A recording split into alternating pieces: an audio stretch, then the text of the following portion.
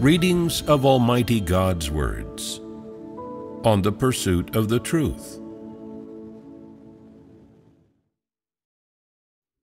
How to pursue the truth. 15.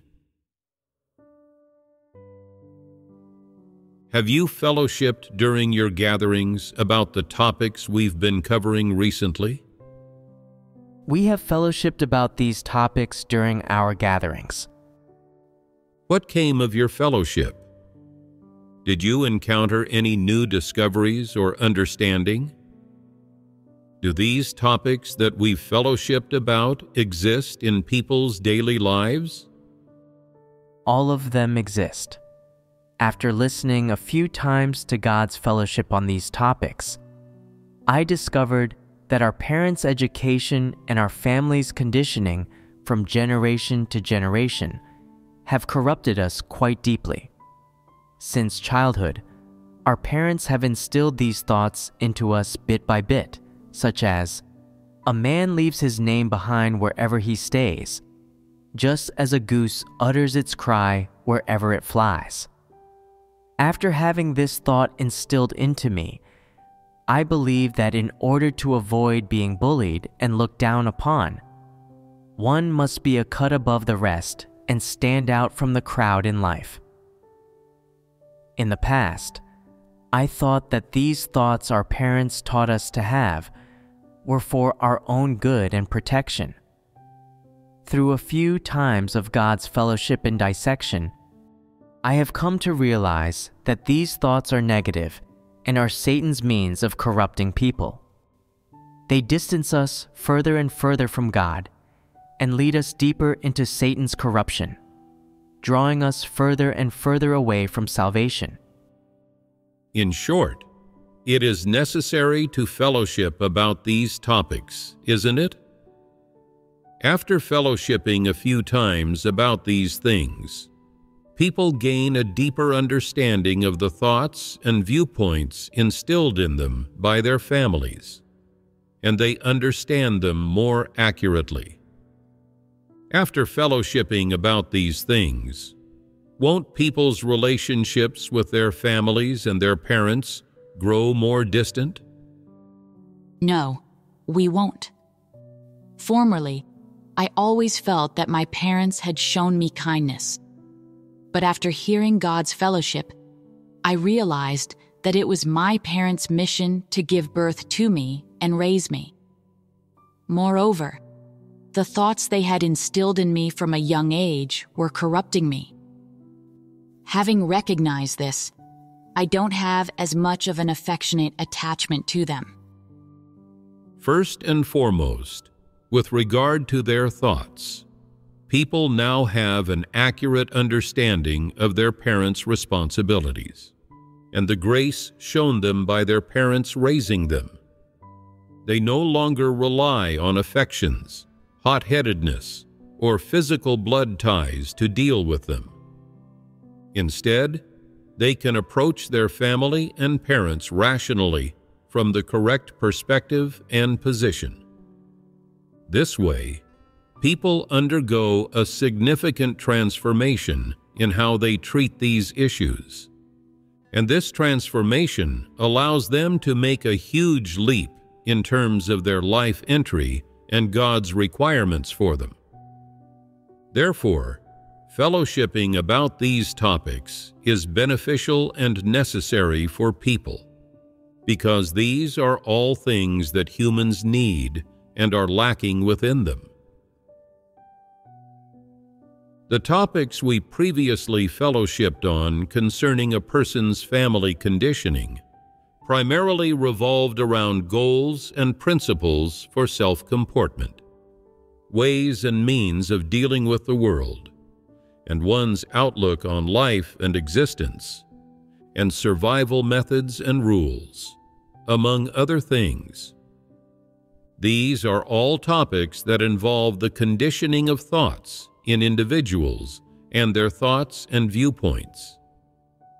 Overall, none of the various thoughts and viewpoints instilled by families and parents are positive, and none of them can truly guide a person onto the right path or help them establish a correct outlook on life, enabling them to fulfill their responsibilities and obligations as a created being in the presence of their Creator.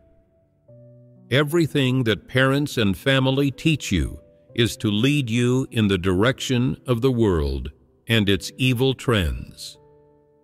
Their purpose in conditioning you with these thoughts and viewpoints is to help you integrate more seamlessly into society and evil trends, and be better able to adapt to evil trends and to the various demands of society. While these teachings may provide you with certain means and methods of protection, as well as certain methods of attaining better status, reputation, material enjoyment, and other things in society and among groups of people, these very thoughts instilled in you by your family lead you into one evil trend after another, causing you to be rooted in the world, society, and evil trends, until you can no longer extricate yourself.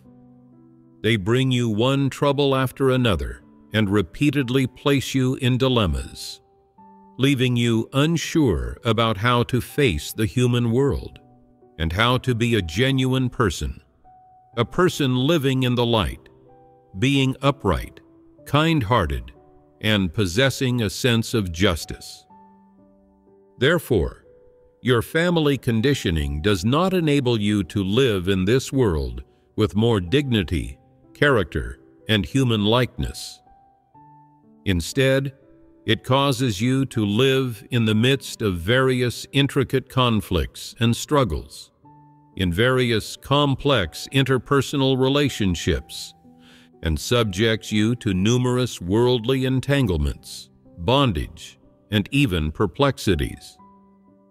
When you turn to your parents and confide in them about all this, they will employ various tactics to advise you on how to be more sly, crafty, worldly wise, and hard to read as you live among people, instead of pointing you in the right direction, helping you let go of all these things and liberate yourself. Come before the Creator and submit to His arrangements, and recognize clearly that people's destinies and their everything are in God's hands, that they should submit to every requirement that comes from God, His sovereignty and orchestrations. This is the living situation of people whose families condition them with these various thoughts. In short, whether the thoughts conditioned by your family emphasize fame or profit, competing with others, or being friendly with them, regardless of their focus, ultimately, they can only lead your means, methods, and rules for survival in the human world to become increasingly sophisticated, ruthless, cunning, and malicious, rather than making you more honest, kind, and upright, or helping you better understand how to submit to the Creator's arrangements. Therefore, your family conditioning can only distance you from God, from the truth, and from positive things, leaving you unsure about how to live in a way that humans truly ought to live, in a way that is dignified. Moreover, the thoughts you acquired from your family conditioning will make you progressively more numb, obtuse, or to put it colloquially, thick-skinned.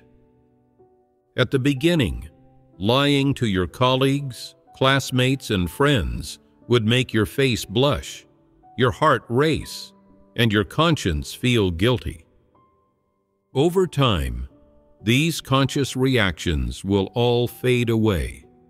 Your face won't blush, your heart won't race, and your conscience will trouble you no longer. In order to survive, you will resort to any means, even deceiving the people closest to you, including your parents, your siblings, and your best friends. You will seek to profit from them in order to improve your own life and enhance your honor and enjoyment. This is numbness. Initially, you might feel a tiny bit of self-blame, and your conscience may tremble slightly. Over time, these sensations will disappear, and you will use more convincing reasons to soothe yourself, saying, "That's just how people are." You can't be soft-hearted in this world. Being soft-hearted to others is being cruel to yourself. In this world, the weak are prey for the strong. The strong thrive and the weak perish. The winners become kings, and the losers become criminals. If you succeed, no one will investigate how you succeeded. But if you fail, you will have nothing left. In the end, people will employ these thoughts and viewpoints to persuade themselves, making these the basis for how they pursue everything, and, of course, a means to an end. So, where do you all find yourselves right now? Have you reached the point of numbness, or not yet? Suppose you were to engage in business, and this business related to your future, your quality of life, and your reputation in society. If your methods were cunning enough, and you could deceive anyone, then you would live a life above the rest. You would have piles and piles of cash, and you wouldn't need to bow to anyone's wishes anymore. What would you do then? Would you become so numb, so unfeeling, that you could deceive anyone and make money from anyone? You probably would. This needs to change. This is the corrupt disposition existing deep within humanity. When humanity is absent, what remains is a life lived according to one's corrupt disposition, as well as various thoughts and viewpoints instilled by Satan. Without conscience, reason, and a sense of shame, a person's life is reduced to a mere shell, an empty vessel, and it loses its value. If you still have some sense of shame, and when you lie, cheat, or harm others, you are able to choose who is on the receiving end, you don't harm just anyone, then you still possess some conscience and humanity. But if you can deceive or harm anyone without reservation, then you are truly a living Satan through and through. If you say, "I can't deceive my parents, relatives, friends, guileless people, and especially not my brothers and sisters in God's house, and I can't cheat God's offerings," then you still have some moral boundaries, and you can still be considered a person with some conscience. However, if you lack even this small measure of conscience and boundaries, then you don't deserve to be called human. So, what point have you reached? Do you have boundaries? If you had the opportunity or an actual need, could you deceive your parents, your siblings, and your closest friends? Could you deceive your brothers and sisters, exploit them, or even cheat God's offerings? If such an opportunity were presented to you and no one would ever find out, could you do it? Now it feels like I can't do that anymore. Why can't you do it anymore? Because I am afraid of God. I have something of a God-fearing heart, and also because my conscience wouldn't allow it.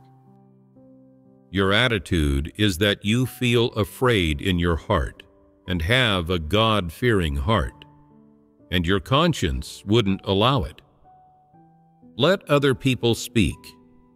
Do you have an attitude regarding this? If you don't, if you've never considered this issue and feel nothing when you see others doing it, then you are in danger. If you see someone doing such things and feel no hatred, don't have an attitude toward it, and feel numb, then you are no different from them and might act similarly. However, if your attitude toward this is clear, if you can hate and rebuke such people, then you might not commit such actions. So, what is your attitude? I ought to have something of a God-fearing heart. God's offerings are set apart as holy and absolutely cannot be tampered with or taken for personal use. Offerings must not be taken for personal use. This is done out of fear of punishment. But what about other matters? If you were involved in a pyramid scheme, could you bring yourself to profit from your closest friends? Deceive them with flowery language and make them join, making profit and earning money from this? Could you do this to your closest friends, relatives, even your parents or brothers and sisters? If it's hard for you to say, then when you say you wouldn't take God's offerings for personal use, that might not be possible for you, would it? Let somebody else speak. In one respect, we should understand the righteous disposition of God in this matter. God's offerings must never be touched. In another, we feel that doing something like this lacks humanity. At the very least, the lowest baseline one should be that their conscience allows it. Your attitude is that doing such things lacks humanity, and that one should act in ways their conscience allows. Is there anybody else? I think that, as a human being, even if one doesn't believe in God, if they are a person in the world who has a conscience and a moral baseline, they should not do things that harm their own family. Now that we believe in God and understand some truths, if anyone can still do things that harm their brothers and sisters, harm their friends, or cheat God's offerings, then such a person is even worse than the non-believers. Additionally, sometimes people may reveal certain thoughts and ideas, but when they think about God's disposition essence and realize that even if no one around is watching, or if no one knows about these actions, God still examines everything, and they dare not do such things, they will have something of a God-fearing heart. In one respect, acting like this shows people lack a God-fearing heart.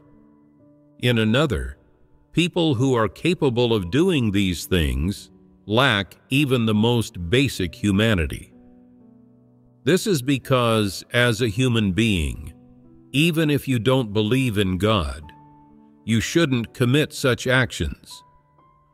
This is a quality that a person with a conscience and humanity should have. Cheating, harming, and stealing are inherently things that a good and normal person should not do. Even people who don't believe in God still have some boundaries in how they comport themselves, let alone you who believe in God and have heard so many sermons.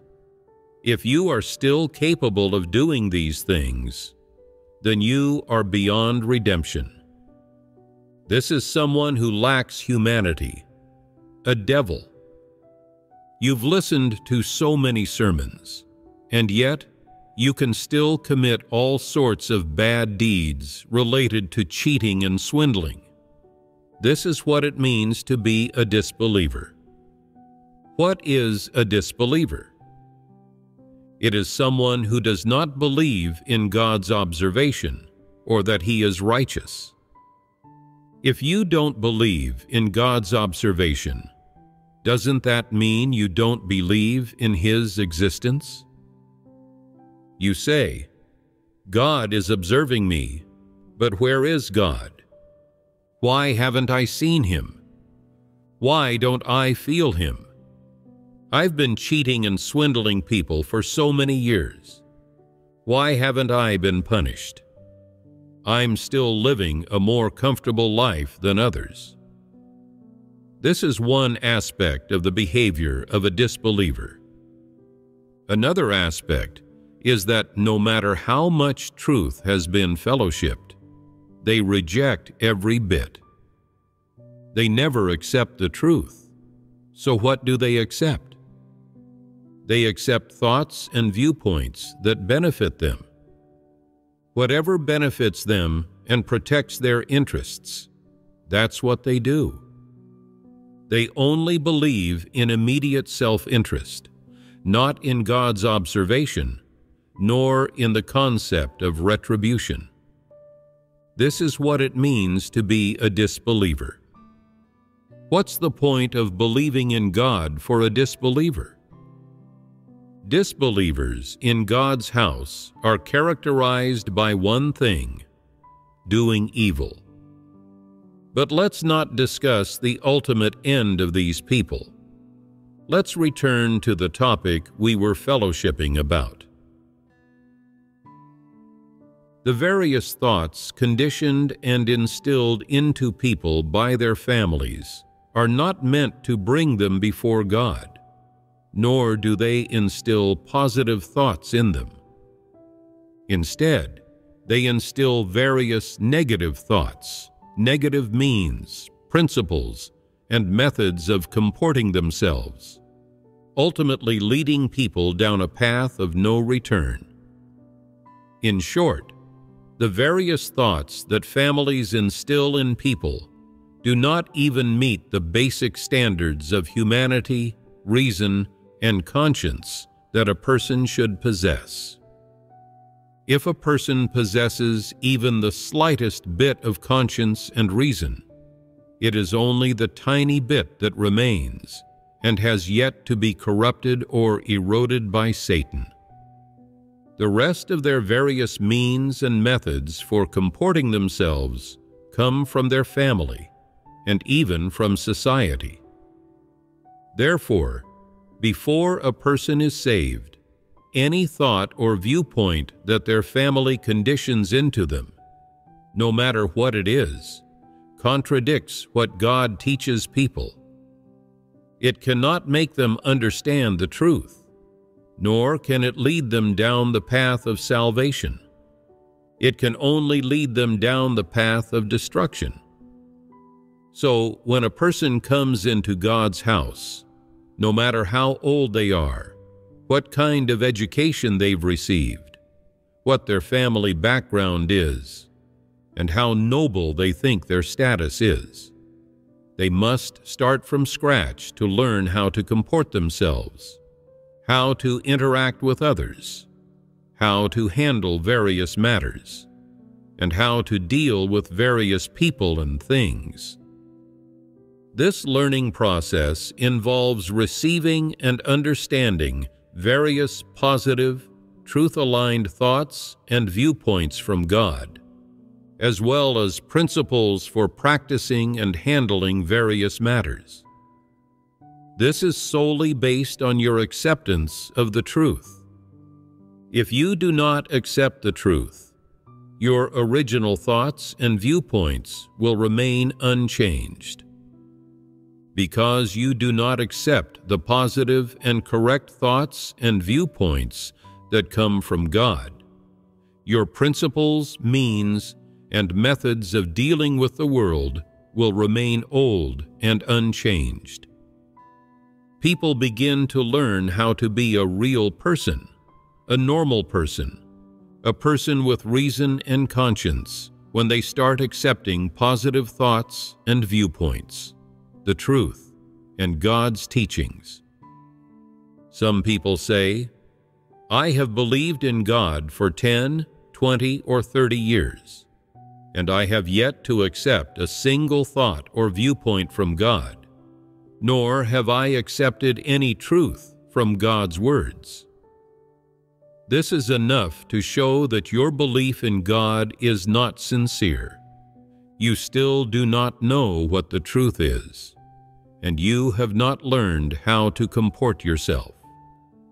If you say, "From the moment I started believing in God, I formally began accepting God's teachings regarding various requirements for humans and the thoughts, viewpoints, principles, and sayings that humans should possess," then you have been learning how to be a real person. From the day you started believing in God, and from the time you began learning how to be a real person, you began walking down the path of salvation. From the moment you start accepting thoughts and viewpoints that come from God, that's when you begin to walk down the path to salvation. Isn't that so? So, have you started? Did you already start? Have you not yet started? Or did you start a long time ago? Through God's fellowship and dissection over the past 2 years of the incorrect thoughts and viewpoints that exist in people, including family conditioning, etc., I have begun reflecting on myself and slowly repudiating those satanic philosophies I held, and pondering over how I should strive toward God's words. I hadn't paid much attention to such deep introspection before. This statement is quite realistic. You only started within the past 2 years. It's hard to pinpoint the exact year or day, but regardless, it was in the last year or 2. This is relatively objective. What about others? I hadn't really thought about how to put effort into changing the thoughts and viewpoints conditioned by my family. Recently, after listening to God's fellowship in this regard, my thoughts have gradually started to change somewhat, but I haven't specifically focused on pursuing change in this area. Your consciousness has grown more perceptive. In your daily life, if you continue to seek and enter more deeply, if you can be more meticulous and exacting in specific matters, if you enter into it with more accuracy, then you'll have hope for a change. Isn't that the case? If you have hope to shed old thoughts and viewpoints, then be able to view people and things, comport yourself, and act from the correct stance and with the correct viewpoint. In this way, you'll be able to attain salvation. In the long run, you can attain salvation, but speaking more practically from the here and now, you can be fit to fulfill your duty, and especially fit to be a leader and worker. But this depends on whether you yourself are willing to put in effort for each part of the truth, and whether you are willing to put in effort and pay the price for positive things and various matters related to principles. If you only want to change yourself in your consciousness, but don't put effort into and are not serious about truths in your daily life, if you don't have a heart which thirsts for positive things, then this consciousness will quickly fade and disappear. Every thought and viewpoint involved in each topic I fellowship about is inseparable from people's real lives. It's not a kind of theory or slogan. It's about what your thoughts and viewpoints are in dealing with things in your daily life.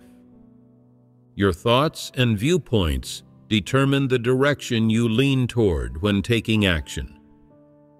If your thoughts and viewpoints are positive, your methods and principles in handling things will tend to be positive, and the result of handling such matters will be relatively good and in accordance with God's intentions. But if your thoughts and viewpoints are opposed to the truth and positive things, or run counter to these things, then the impetus for how you handle something will be negative, and the ultimate result of handling that matter will definitely not prove good. Regardless of how much of a price you pay or how much thought you put into handling this matter, regardless of your intentions, how will God view the result? How will God characterize this matter? If God characterizes this matter as disruptive, causing a disturbance, destructive, or leading to loss within God's house, then your actions are evil. If your evil deeds are minor, they might lead to chastisement, judgment, rebuke, and pruning, while heavier evil deeds could result in punishment. If you fail to act based on the truth principles, and instead lean toward the incorrect thoughts and viewpoints of non-believers, basing your actions on these things, then your efforts will be in vain. Even if you paid a high price and invested a lot of effort, your final result will still be in vain. How does God view this matter? How does He characterize it? How does He deal with it? At the very least, your deeds are not good. They do not bear testimony to God or bring glory to Him.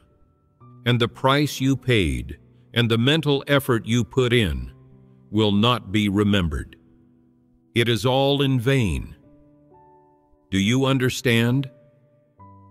Before you do anything, take the time to think carefully, fellowship with others more, seek clarity on principles before acting, and don't act hot-headedly or impulsively, driven by your own selfishness and desires. Regardless of the outcome, in the end, you'll have to bear it by yourself, and no matter the result, there will be a verdict from God. If you hope that your actions will not be in vain, that they will be remembered by God, or even better, that they will become good deeds that God is pleased with, then you should seek the principles more often. If you don't care about these things, if it doesn't matter to you whether your deeds are good or whether God is pleased with them, and you don't even care about whether you'll be punished, but you think, it doesn't matter, I won't be able to see or feel it now anyway. If you have these thoughts and viewpoints, then when you act, you will not have a God-fearing heart.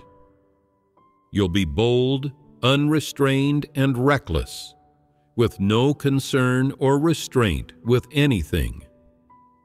Without a God-fearing heart, the direction you take when you act is very likely to deviate.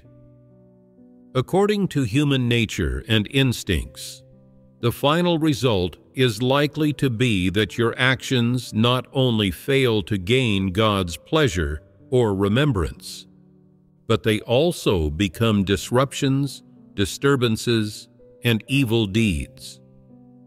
So it is quite evident what your ultimate outcome will be and how it will be treated and handled by God. Therefore, before you do anything, before you handle any matter, you should first reflect on what you want. Consider thoroughly what the ultimate result of this matter will be, and only then proceed. So, what does this issue involve? It involves your attitude and the principles you follow when you do anything.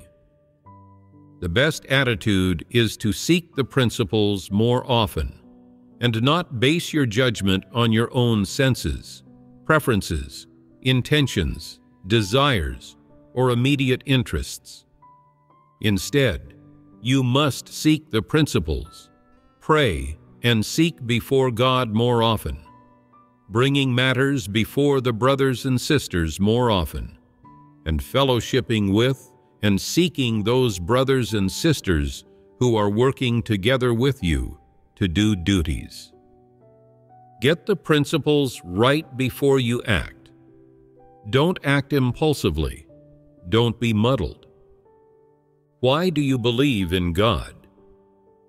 You do not do it to score a meal, pass the time, keep up with the fashion, or satisfy your spiritual needs.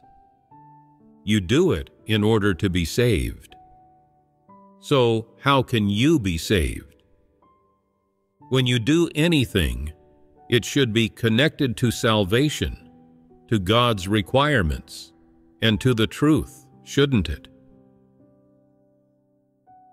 Regarding the topic of letting go of one's family conditioning, our previous fellowship involved rules and various thoughts and viewpoints related to self-comportment, which are thoughts conditioned into people by their families.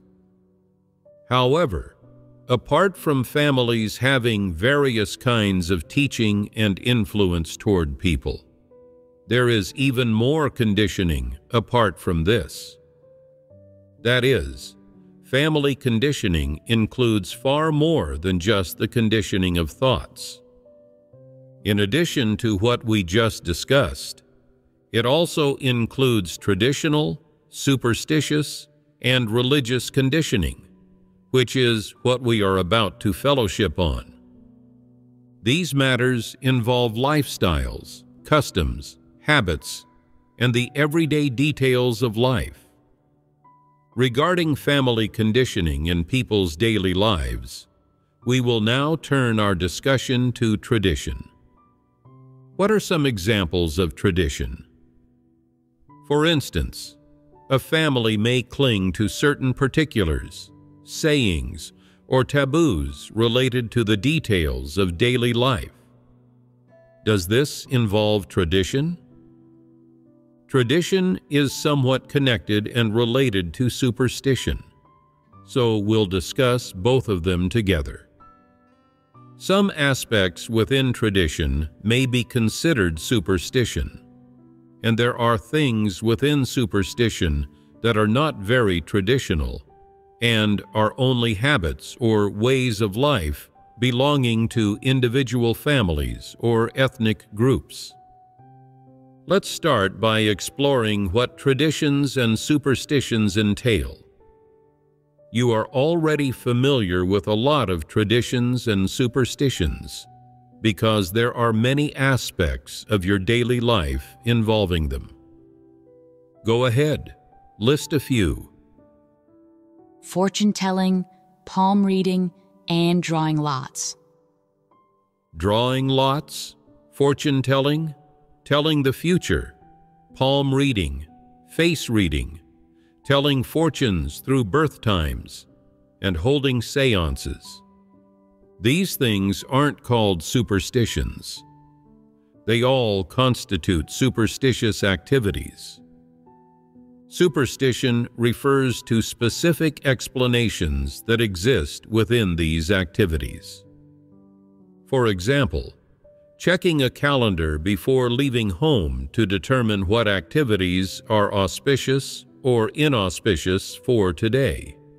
If all activities are inauspicious, if moving, getting married, and arranging a funeral are all inauspicious, or if all activities are auspicious today.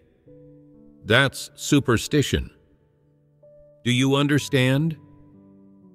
List a few more examples.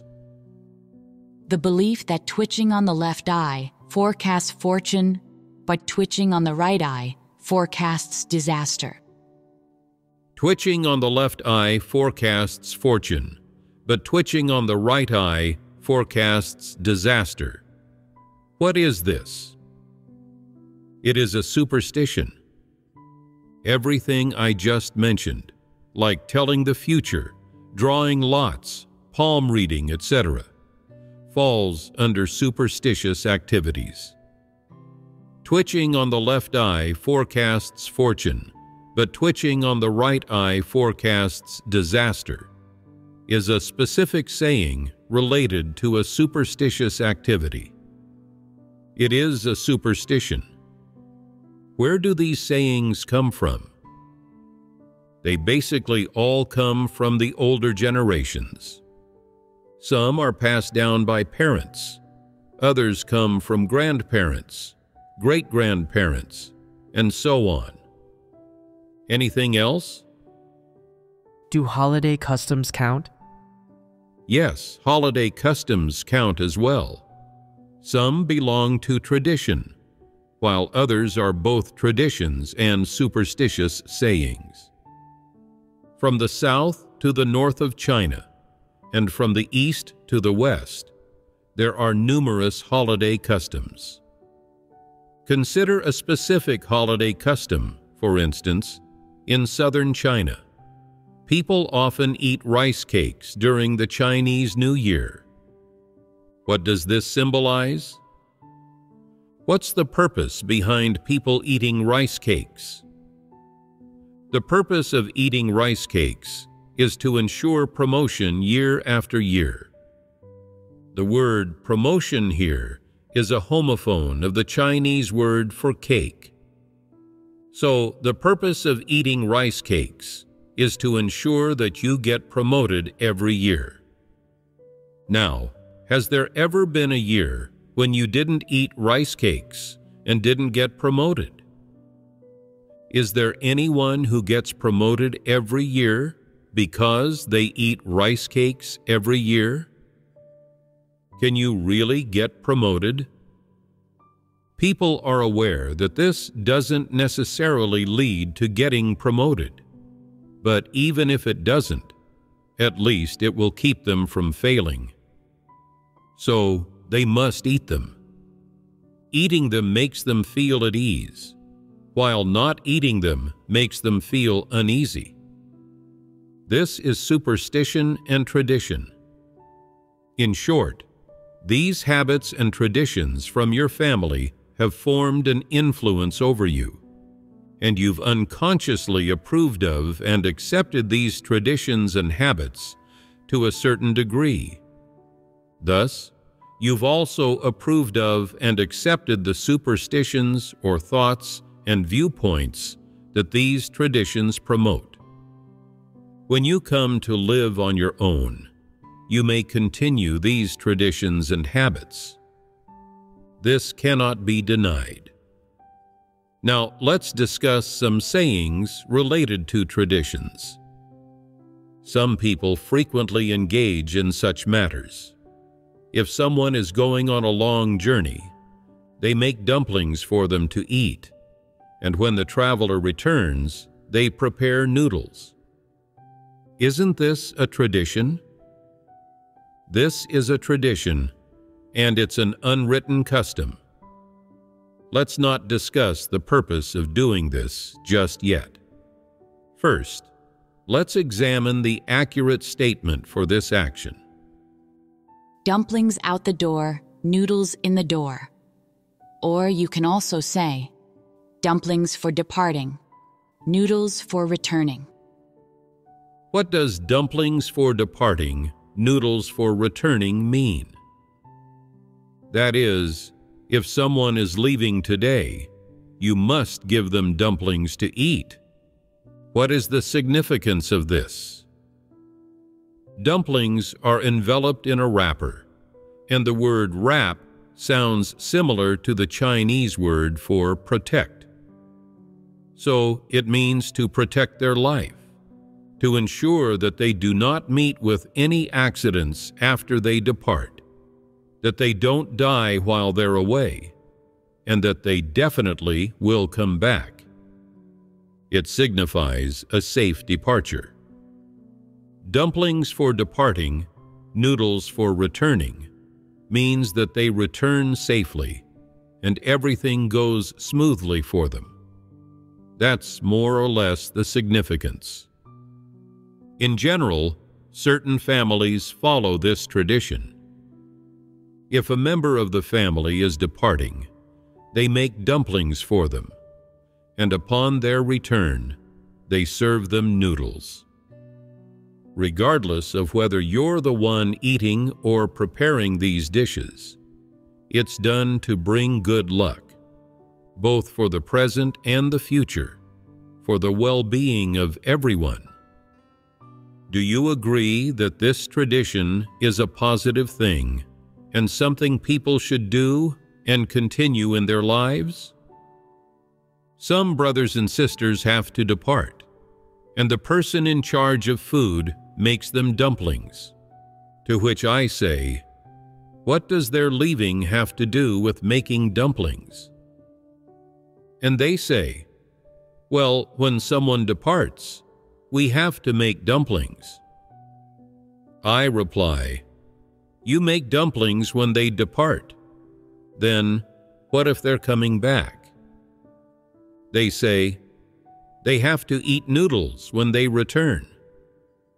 I say, this is the first time I've heard of this. Where does this tradition come from? They say, it's like this where I come from. If someone is departing, we make dumplings for them, and when they return, we serve noodles. After this, what impression did it leave in my heart? I thought, these people have put their belief in God, but they don't base their actions on God's words.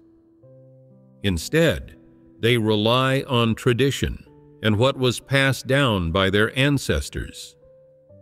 They believe that a person's life can be protected by a dumpling wrapper, that if something happens to a person, it is not in God's hands.